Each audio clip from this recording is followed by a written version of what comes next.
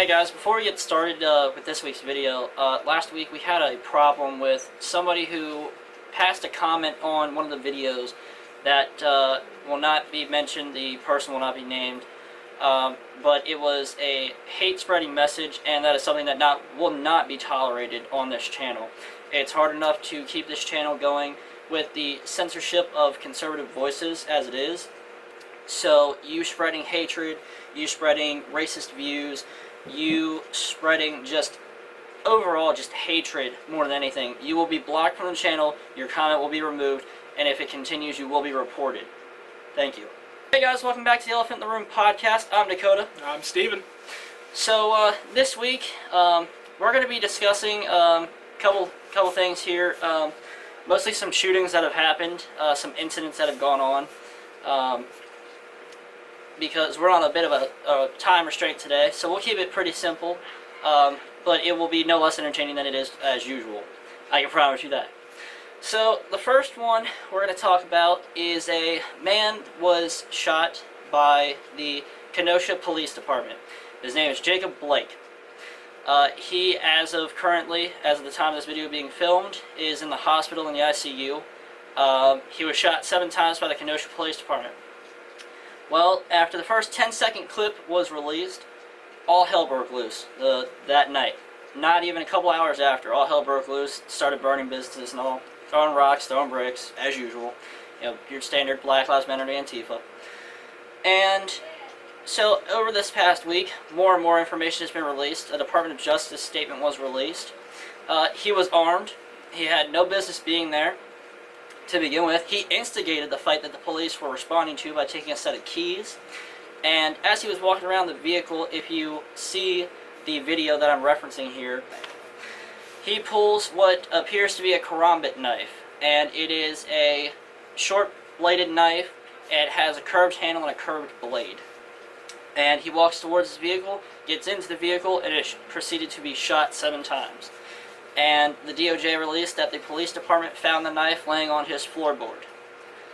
He was also wanted for sexual assault on a minor, 14-year-old girl, and he was also wanted for domestic abuse. Well, he, it's very standard these days for Black Lives Matter to burn down a building after, some violent criminal is shot by the police. It is my understanding that Jacob Blake is, not expected to ever walk again. I believe they shot him in the spine, which really is, getting off easy for him because, again, he assaulted a young girl, and he had full intent of using that knife or whatever he had in his car against the policeman. It is known that he got in an altercation with them physically, so he did fight them. And they were completely justified in their shooting. Now, obviously, we've learned at this point that you have to wait for the facts to come out. But it's looking at this point as though they were completely and totally justified in shooting this guy who, again, violent criminal, fought them already physically, had weapons on him. I believe they even told him to drop his knife and he didn't.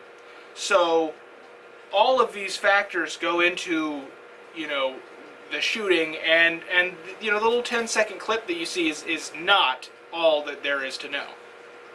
Now, unfortunately, the Kenosha Police Department does not have body cameras for the officers. My understanding, I believe, is they have dash cam footage, which I'm sure will be released. And, it happened, and there's nothing else that can be changed. And some of you are probably going to go, well, why didn't they tase him? Well, the taser was deployed, and the taser did not work, and he was ordered several times to stop, and he did not. So, after the tasers were deployed and they didn't work, they unfortunately had to move to their lethal option of force. Continuing off of the Kenosha shooting, a couple of nights ago, a 17-year-old by the name of Kyle Rittenhouse was arrested for his part in defending Kenosha businesses from Black Lives Matter and Antifa rioters. Several factors came into this and are being a part of his case. Personally, if you watch the videos, it's really clear-cut self-defense. It is. I think, honestly, the charges will probably be dropped, other than the misdemeanor of him carrying a firearm under the age of 18 because he is 17 years old. So what started out, he was there, he came from Illinois, a neighboring state, and he came to defend the businesses that were being attacked and looted and destroyed and burned to the ground. And he was with a couple other of the militia members out of Kenosha. So there are several videos, he was assaulted several times. The first one, he was being chased down the street in front of a large, well-lit business, and he had a Molotov cocktail thrown at him. For whatever reason, it did not, expand on impact. However, if you watch closely, there is a fireball going at the back of his head.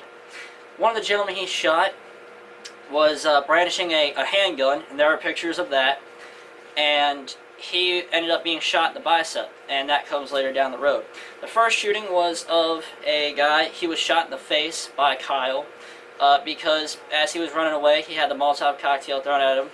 And from another angle of a different video, you can see the gentleman with the handgun fire a round off into the air, and after that shot, 4 shots are fired, which were fired by Kyle.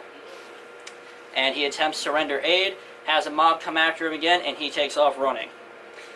So the second and third shooting happened almost simultaneously.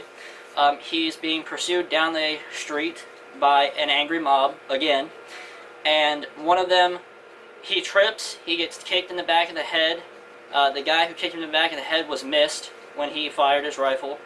The second one hit him in the head with a skateboard and was shot fatally in the chest.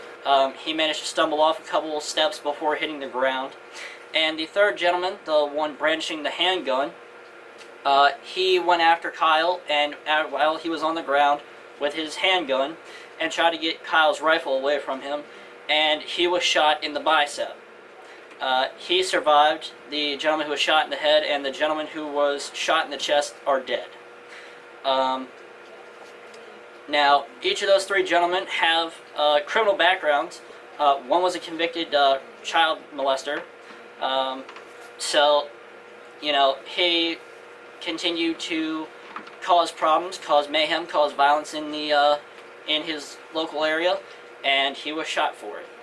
And make no mistake, this is now, I believe, the second known pedophile running around in these riots. So literally, they're harboring criminals amongst them. And I don't want to hear about, these are mostly peaceful protests, and all while the buildings are burning and they're throwing bricks and Molotov cocktails at everybody. Yeah, CNN. CNN, MSNBC, ABC. Yeah. Stick that in your pipe and smoke it, Lester Holt. But the thing is Rittenhouse was there, whether he came from another state or what have you. He was defending businesses. He was defending people's property, and yeah, he was 17. He had a gun. But I can guarantee you, if tried, those charges will be that charge of having a gun while 17 will be overwritten by the several charges of these rioters attacking people and all of the crimes that they've committed, and his right to self-defense when an angry mob is charging at him. And yes, he killed a convicted pedophile. He killed another person who was, attempting to harm him. Like he said, he got kicked in the head and all these different things. The guy who was in possession of the handgun had a criminal offense where he was caught under the influence using a firearm. So he wasn't even supposed to be in possession of that firearm when he went after Kyle. And so you have all these people that are doing these illegal things, and so if the legal system of Wisconsin or whoever is prosecuting, whether it's Illinois because he came from there or what, if the legal system has any credibility to it, those charges will be dropped on Rittenhouse, and he'll be able to, state that as clear self-defense, because it was. And Nick Sandmann's lawyer, she was on her way down to meet with Kyle Rittenhouse and his family, and she, from what I understand, is going to be his defense lawyer. He's being slandered all over news media outlets, on the left's social media pages, as a white supremacist terrorist. And if you're branding him that because he supports the Blue Lives Matter, the police departments, and he was a part of the police academies, or the youth training program, then ask yourself, was he really the white supremacist?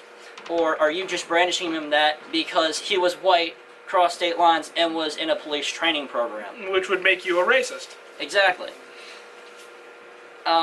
Another incident that happened here recently, there's not a whole lot of details. However, another 10-second clip was released. However, there's a silver lining to this. Before that 10-second clip was released by more Black Lives Matter protesters, there is a security camera footage of a gentleman, I don't know his name currently, but the video, he's in a white t-shirt, shorts, black backpack, baseball cap, runs up to the side of a building, and people take off because he pulls a gun, and he shoots himself in the head, killing himself. Now, there are claims that the police lured him there to kill him, or to make him kill himself. No. He was on the run from the police because he was a criminal, and instead of going to jail and facing his punishment, he killed himself. I don't know what the charges were. It's still early in the investigation. However, the security camera footage was already released. So their little charade of, oh, the cops killed another unarmed black man. No, the armed black man killed himself. Yeah, and we need to talk about the statistics of the quote-unquote unarmed people that are being shot by police, because in a lot of these situations you have these people who are who present a clear and present danger to themselves or to people around them, or to the police themselves, and the police go ahead and shoot them. You have people that are again, whether they're convicted pedophiles or they're literally in the act of assaulting somebody, whether they're a rapist or an actual robber or some kind of criminal, and the cops go ahead and shoot them. These leftists will lump that in and say, oh, it's another gun violence, by the policeman. But they don't look at the actual case of why it happened and who did what. So, when you hear these frankly idiotic news anchors, Don Lemon, Brian Stelter, all of you, and they sit here and they say, oh, all the gun violence and all of, they're not looking at case by case. They're just lumping it in as best they can. And this situation with the guy that shot himself, I mean, really, who cares? There's all of this glorification for criminals, and we need to march for criminals that are sickening, violent people. And this guy, who was, again, we've got to wait for the facts, but this guy who was about to be caught by a policeman, a criminal, runs over, decides he doesn't want to go to jail, so he shoots himself in the head. Stupid will be stupid. It is what it is. He shot himself because he didn't want to go to jail. It is what it is. And the prime example of this case, and it was clear-cut in this video, because they put the two videos together. The first one was of him shooting himself. And the second one was of this group of Black Lives Matter activists, Antifa, or whoever they were. They haven't claimed affiliation to anybody. All they do is see the cops sitting there beating on this guy's chest, doing chest compressions, while he's laying in a pool of blood. And they just go, oh, you killed him, it's your fault. No, they walked in on the ass end of a situation and just assumed. And that's the problem. Everybody wants to assume things. You can't just assume off a 10-second clip. Yes, there have been times where those 10-second clips are correct. Derek Chauvin putting his knee on George Floyd's neck. Yes, that was a clear-cut case of issues. His training, the way he handled it was not okay. However, when you're high off your ass and combative towards the police, things are going to happen. Am I saying what he did and how he held him down was right? No, I'm not. But 99% of those 10-second clips are incorrect, and when they release dash cam, security footage, or body camera footages, it doesn't make any more sense. You know, people just going, oh, you killed an unarmed black person. Well, here's the full story. Here's all the facts. Here's the video and audio evidence behind it. Here's how that unarmed black person contributed. Exactly. And, you know, Black Lives Matter was, you know, back when they were in their infancy stages before they became what they are now, you know, they cried and they demanded that police departments get body camera footage, or get body cameras for the footage. So police departments did. Well, after they started showing what actually happened, they have been throwing a fit trying to get body cameras removed. Because they want to be able to film the last 10 seconds and get away with it, and everybody will be like, oh yeah, that's what happened. But when you release a full camera of, like, a first-person view of what's going on, that motive is now out the window. It no longer is stable. It can't stand on its own anymore. Yeah, there's a video that they showed a lot of policemen when they're doing training. I don't remember the name of the officer that died, but it was a traffic stop, and the policeman pulls the guy over and he takes him out of his car. You know, he gets his license from him and all these things, and he's having a conversation with him, and he's asking the guy questions. And the guy that he pulled over is, you know, answering things politely, you know, being very cordial. And then there's a point where the cop runs his information and he's going to arrest him. That's when the guy turns violent, starts fighting him. Well, they start fighting, and the guy, I can't remember if he had his own gun or if he grabbed the gun from the officer, but started shooting at the officer. He did shoot him, and the officer took his gun out and shot the guy back. Well, you know, the officer was wounded, and he crawls back to his car and calls for backup. And while doing that, the guy that he shot crawls back to where the officer is with his gun and kills him. Now, in situations like this, where it's just a moment's notice, you have to make these decisions. This is why people are getting shot. This is why officers don't have a time to sit here and say, well, I'm going to shoot him in the leg, I'm going to shoot him in the arm, which is incredibly difficult, by the way. That's a completely different thing. But so these cops have to take their life in their own hands for a second and decide what they're going to do. If you see a criminal who's coming at you with a weapon and you tell him to stop and he doesn't, you shoot him. You go home to your family. You don't sit and play these games and, oh, I'm going to talk him down and, you know, we're going to send a response team to handle it. No. You shoot these people that are violent criminals and you deal with it later. Jacob Blake, you know, was a violent criminal with a weapon who was going into his car to reach for a possibly deadlier weapon, and they shot him. Now, his family wants to get on TV and make the rounds, and his mother can go on TV and say, oh, well, my son didn't deserve to be shot like that. Well, did the young girl that he raped deserve to be raped? Did she deserve to be raped? Did Jacob Blake, when he was walking around with that knife and the cop told him to drop it, did he deserve to be shot then? Or no? Are you just going to make the rounds and do whatever the Democrat Party tells you to do? You know, so it's just ridiculous the way people handle these things. And, you know, the first thing that people want to argue is, why don't they just tase them?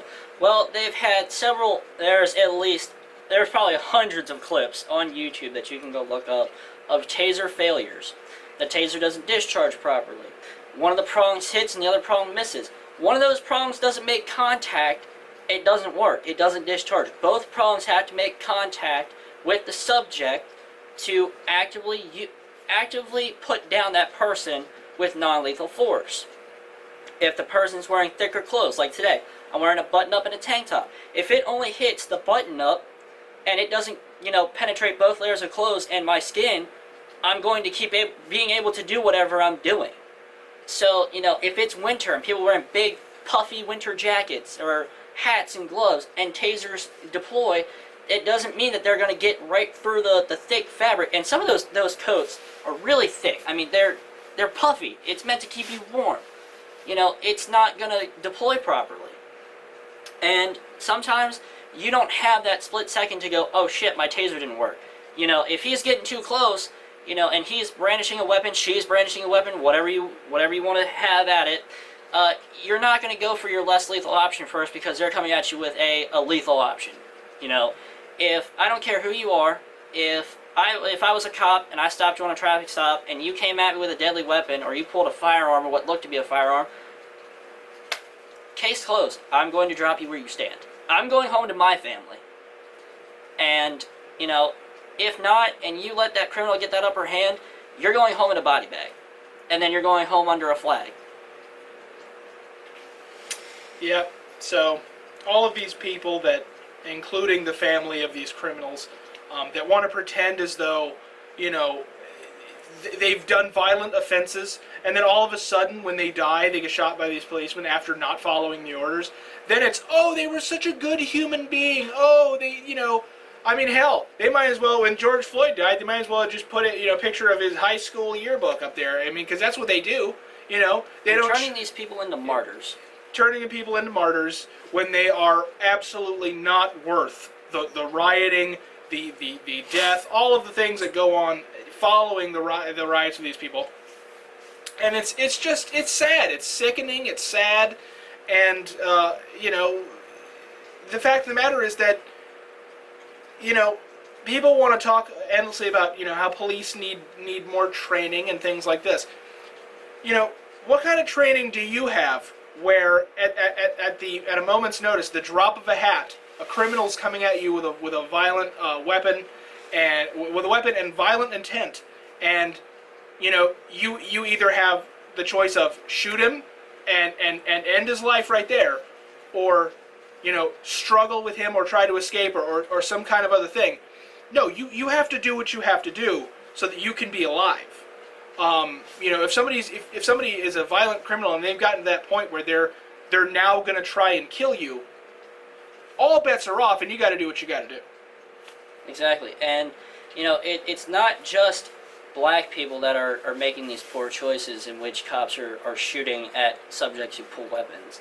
You know, there are videos that you can go, if you look hard enough and you just don't click on the first YouTube video that pops up, and you look, you'll find they've you know, shot and killed Hispanics. They've shot and killed white people. It's not just black people being targeted because they're black. Which is the most absurd thing I've ever heard in my entire life.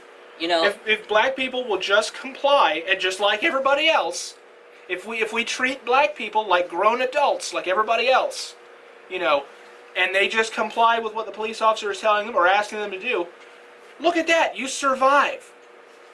Well, when you're high off your ass, it's kind of hard to do that. Yeah. You know, and a good case in point about making those split-second decisions, there was an African-American guy, some political leader, Black Lives Matter activist, somebody, and when I find the video, I'll link it in the description of this video below, and it was a guy who went through a police training course. They were using simulation rounds, which are paintball rounds, and he was faced in a situation where somebody made the move, and the guy kept coming towards the political guy, the political leader, and he popped off a couple rounds. Well, come to find out, he was unarmed, and he just was walking towards him. So it's not an easy task to decide, you know, if they're armed or not. If they're coming at you with intent to harm you, you know, that's it. You know, if they start brandishing a weapon, you've got like that.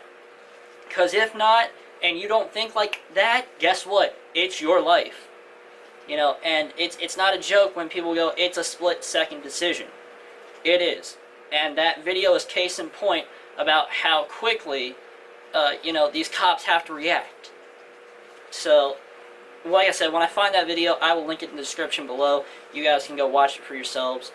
And hopefully you'll come away with a bit better of an understanding about, you know, how quickly cops do have to react. And, you know, it's like I mentioned in the video last week. If you take one of these new airsoft guns and you compare it to an actual firearm, you can't tell the difference because they don't do the safety orange tips anymore. You know, they've done away with those. And now anybody can walk around flashing one and it looks like an actual firearm. And that's what I mean. That's another case in point of a split-second decision. Yeah. So, in conclusion of our shooting speech, the RNC happened this week, the Republican National Convention. Great speeches all around. I am giving a round of applause to each and every one of you. Ivanka Trump, Melania Trump, Donald Trump Jr., Eric Trump, and the president himself, Vice President Mike Pence. All of them, fantastic job. Dana White, who I'm surprised is a patriot. I didn't see that speech. He was fantastic. Dana White went out there and just laid all the facts straight. Made the case for President Trump. You had Tim Scott, who I'm not a fan of, not a huge fan. He's got a lot of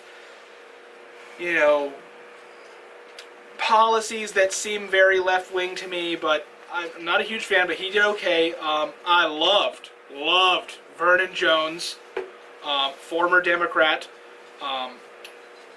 I thought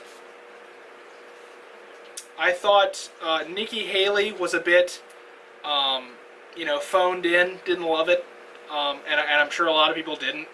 I thought that Rand Paul did all right, even though he later got attacked by protesters outside of the speech, which is a whole nother issue. But all in all, the RNC was fantastic. It had a lot of great speakers. I believe I don't remember her first name, but her last name was Guilfoyle. She had a good speech, but she was a little too energetic for that setting, and it came off kind of, the news media was having a lot of fun with it. Oh, she's too loud. Oh, she's too energetic. It was a little much for her to be speaking alone out there. Her voice was carried a lot more. Her words were great, but she had a lot of energy that she probably could have toned down. Personally, my favorite speaker of the RNC was Maximo Alvarez, the former Cuban immigrant who came and built his own oil business, and he talked about Castro and what his father told him about coming to America and working in America and loving the country. And I thought he was fantastic. But and obviously President Trump and Mike Pence did great as well. But the RNC was fantastic all around. A speech that I really enjoyed from the RNC was Madison Cawthorn. His speech was phenomenal. And him at the end saying, I'm standing up for America, and he stood up out of his wheelchair. He had the assistance of the two gentlemen, but he stood up on the RNC stage and asked, why can't everybody else do the same? Yeah, I mean, as I said before, Maximo Alvarez, his speech was fantastic. I mean, this is a guy who I assume was probably in his 70s, maybe early 80s. But he talked about how his father fled from Spain under the regime there, and then he, as a kid, fled from Cuba and Fidel Castro. And he did this emotional speech about what communism looks like and Joe Biden's promises and how similar they are and how he can see it rising now, and the decisions we have to make as a country and whether or not we want to go in that direction and choosing America and freedom. I recommend you definitely go and check that out, because that'll all of a sudden somebody's going to be cutting onions around you, okay? And you're going to notice. And during that little interval, of course you guys won't see it, there's an interval where the camera needed to cool down. Sat here and watched it, and that was a very powerful speech. Probably, like Steven said, one of the best out of the RNC. And, him, Madison Cawthorn, everybody had fantastic points. And they're not wrong. Joe Biden will hand over the country on a silver platter to the Chinese, to the Middle East, to whoever wants it. Yep, all that government health care is going to be decided by China. Yep. And, that's not what I want. I know I don't want my kids, when I have kids, growing up underneath a Chinese regime, under, turncoat Biden and, the rest of the Democratic Party. And that's exactly what they're going to do. Yeah, hiding Biden. Anybody checked on him recently, or is he, flopped over on the basement floor somewhere? Yeah, he's still in the basement. Yeah, he's still hanging out there. And, that's not what I want for my future, and my kids' future, and, my wife's future. Anybody like that, I don't want that. And, Steven, I'm sure that you can say that you don't want that either. Absolutely. Last night, during Trump's speech, unfortunately, I had the displeasure of having to watch it on ABC. I didn't know it was being streamed on YouTube. That was my fault. And ABC is one of the local channels that we get, unfortunately. And I watched it, and at the end, all ABC wanted to do was bash. They're not even holding back at this point. It's a biased, left-based media, And there was a very quick clip, and I don't know if anybody else was watching ABC and saw it. And Trump took a minute to thank the Border Patrol and the police officers for doing a fantastic job. In that split second, the camera panned to a section of police officers. And just like that, they didn't want it aired. I went back and paused it because I wasn't sure. Maybe I thought the camera glitched. But as I went frame by frame, it was there. After he had said he was thanking them, it had the panel of police officers. They didn't want that on air. So it became a real clear-cut picture of the left's bias. And unless you can be a blind follower and you stick your head in the sand and, live under a rock. But out here in the real world, it's not hard to catch. It's a very biased situation. Yeah, it's, I was lucky enough to watch it on YouTube, so I didn't have to sit through all of ABC. I did catch it on Fox, though, the first night, and they kept cutting away from speakers to do their own little panel, and I don't understand why. I can't remember if Sean Hannity was on there or not, but I think he was, and it's like, come on, why? When you're watching, even if you're watching the DNC, shame on you if you are, but even if you were, you're looking to look at who's on that platform. You're not looking to see, any other time I can watch Fox News and look at the panelists, and if I want to watch that, I'll watch that. But shame on you, Fox News, for cutting in and out and certain speakers. And I noticed that it was mostly, not trying to go there, but it was mostly the black speakers they were cutting away from for some reason. It was Tim Scott. They cut away from Tim Scott. They cut away from Vernon Jones a lot, and I don't understand why. But shame on you for doing that. I mean, but all in all, the RNC was fantastic. Going back to our earlier conversation about supporting criminals and showing support for them and everything like that, GoFundMe was real quick to take down Kyle Rittenhouse's GoFundMe page for his legal fees, but they wanted to set up ones, and they allowed them for the geniuses who committed the crimes, and they kept them up. Well, that's fine, because Nick Sandman's lawyer, like I said, she's going down there. She's going to have her hands in this mess. And there are a lot of private websites who have opened their own donation centers. In fact, I went and I was looking at a couple of these places, and it is going to, one of them was 80% to Kyle Rittenhouse, and the other 20 was going to similar issues, similar funds. And, all they were asking for was like $1 donation per person. And, it's unfortunate. And the NBA, MLB, NHL, NFL, Major League Soccer, all of them, they went into this strike all of a sudden because, they can afford to do that, so they're not hurting anybody. They don't care. Women's basketball team from the WNBA was speaking and taking a knee in solidarity and wearing shirts that spelled out Jacob Blake's name. Well, we already broke that down, already determined that he was armed, already determined that he was a pedophile, a sex offender, and a wanted felon. And they want to sit there in solidarity because he got shot because of his poor decision making. So, in conclusion of this this episode,